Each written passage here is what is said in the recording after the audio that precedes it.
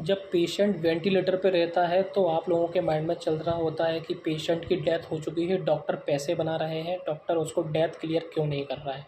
तो मैं आप लोगों को बता दूं, इसी कॉन्सेप्ट को मैं आज क्लियर कर देता हूं कि पेशेंट जब वेंटिलेटर पर रहता है तो उसका ब्रेन काम करना बंद कर देता है, वो कोमा में चला जाता है, लेकिन उसका हार्ट वर्क कर रहा होता है। जब हार्ट वर्क कर रहा होता है तो हम लोग उसको डेथ डिक्लेयर नहीं कर सकते। हाँ, अगर आप लोगों को उसको डिस्चार्ज करवाना है तो आप लामा करवा सकते हैं, जिसको हम लीव अगेंस्ट मेडिकल एडवाइस कहते हैं। इसमें आप लोग खुद से उसको डिस्चार्ज करवा सकते हैं, लेकिन हम लोग ये नहीं कर सकते। आप लोग खुद सोचिए, जिसका हार्ट काम कर रहा हो तो हम लोग उसको वेंटिलेटर से क्यों हटाएंगे।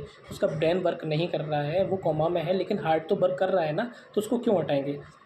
तो आप लोग ये सोचिए। लेकिन आपको एक और जानकारी देता हूँ कि 6 से 8 घंटे बाद पेशेंट राइवर मोटिस में चला जाता है, मतलब कि उसके हाथ पैर सिकुड़ने लगते हैं।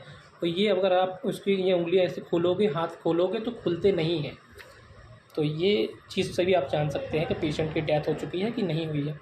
लेकिन ये हम लोगों के हाथ में नहीं है कि हम पेशेंट को डेथ डिक्लेयर कर दें। और भी अधिक ऐसी जानकारी के लिए आप हमसे संपर्क कर सकते हैं। डॉक्टर यश ठाकुर, धन्यवाद।